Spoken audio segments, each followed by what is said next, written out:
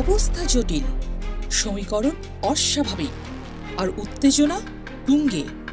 জাতীয়তাবাদী ছাত্রদলের সভাপতি রাকিবুল ইসলাম রাকিবের এক বক্তব্য দিয়েই শুরু হয়েছে নতুন আলোচনার ঝড়। তিনি নাগরিক পার্টির ছাত্র সংগঠন বাকচাসের ভিপি পদপ্রার্থী ওবায়দুল কাদেরের উদ্দেশ্যে বলেন, রাজাকার আলবদর ও আল শামসের বংশধরদের বিরুদ্ধে ছাত্রদল তার পাশে থাকবে সর্বাত্মকভাবে। রাকিবের ভাষায়, শিবিরের সাইবার বাহিনী দিয়ে কেবল নারী নেতৃত্ব নয়, ভিন্ন মতের সবার উপর ধারাবাহিক আক্রমণ চলছে। এদের চিহ্নিত করে বিচারের আওতায় আনার দাবি জানিয়েছেন তিনি। এই বক্তব্যে একদিকে ছাত্রদলের অবস্থান স্পষ্ট হল, অন্যদিকে তৈরি হলো নতুন সমীকরণের আভাস। যে ছাত্রদল দিন-রাত নাগরিক পার্টির নেতাদের বিরুদ্ধে তীব্র সমালোচনা চালাত, সেই ছাত্রদল হঠাৎ করেই কাদেরের পক্ষে দাঁড়িয়ে গেল। কারণ একটাই, শিবির বিরোধী অবস্থানে কাদের নিজেকে প্রমাণ করেছেন। তিনি শিবিরকে ছাত্রলীগের চেয়েও খারাপ সংগঠন হিসেবে তুলে ধরেছেন। এমনকি লিখেছেন, ডাকসুতে জিততেই হবে না, কেবল বেঁচে থাকতে চাই। সেই দুঃখ ভারাক্রান্ত বক্তব্যের পর থেকেই কাদের নিয়মিত হুমকি ও ট্রলের মুখে পড়ছেন। এমনকি পরিবারের উপরেও চাপ বাড়ছে।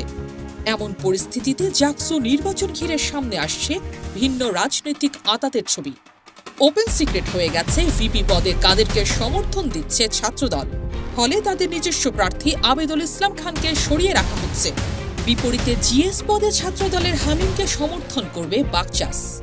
এতে বাকচাসের প্রার্থী বাকের মজুমদার কার্যত ছিটকে যাচ্ছেন। ভেতরে ভেতরে সমঝোতা চূড়ান্ত, কেবল ঘোষণাই বাকি। এই জোটের লক্ষ্য একটাই, কমন প্রতিপক্ষ শিবিরকে ঠেকানো। এমনকি শোনা যাচ্ছে বামপন্থীরাও এতে যোগ দেবে।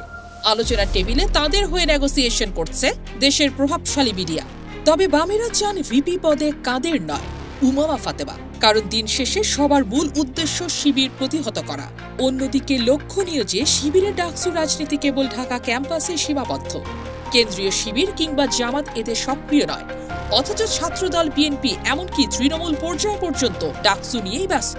নাগরিক পার্টির রাজনীতিও একইভাবে ডাকসুতে কেন্দ্রীভূত। ফলে এই নির্বাচনে কাদেরের পাশে দাঁড়ানো মানেই শিবিরকে কোণঠাসা করার একটি মহাজোট। কিন্তু প্রশ্ন থেকেই যায়, এই মহাজোট কি আসলে শিবিরকে হারাতে পারবে? এ নিয়ে মত দিয়েছেন আপ বাংলাদেশের সদস্য সচিব মোহাম্মদ হিজবুল্লাহ আরিফিন। তার মতে ১৩৬ জন বুদ্ধিজীবী এখন একটি মতামত উৎপাদন করছেন, শিবির ঠেকাতে সর্বদলীয় ঐক্য। এর মধ্যে দিয়ে কাদেরকে ভিপি ঘোষণা করার চাপ তৈরি হচ্ছে। এটি মূলত সাদিক কায়েমকে নিয়ে অতিরিক্ত ভয়ের ফল। যদি সাদিক ভিপি হয়ে যান, তবে ছাত্রদল ও বাকচাসের সব হিসেব উল্টে যেতে পারে। আরিফিন মনে করেন, যদি এই ১৩৬ জন বুদ্ধিজীবী ঐক্যবদ্ধ মত দেন, তবে সাধারণ শিক্ষার্থীদের মধ্যে সাদিককে জেতানোর প্রত্যয় আরও দৃঢ় হবে। এখন পরিষ্কার হয়ে যাবে উপদেষ্টা নাহিদ ইসলাম বা আসিফ মাহমুদ কেন সাদিককে গুরুত্ব দেননি। সাদিক কায়েম হবেন একমাত্র এন্টি স্টাবলিশমেন্ট প্রার্থী, আর ইতিহাসে নতুন নায়ক হয়ে উঠবেন তিনি। এখন সব চোখ তাই ঢাকা বিশ্ববিদ্যালয়ের ডাকসু নির্বাচনের দিকে। এক পাশে শিবিরকে ঠেকাতে মহাজোট, অন্য পাশে একা দাঁড়িয়ে সাদিক কায়েম। কে জিতবে শেষ পর্যন্ত, এটাই এখন সবচেয়ে বড় সাসপেন্স।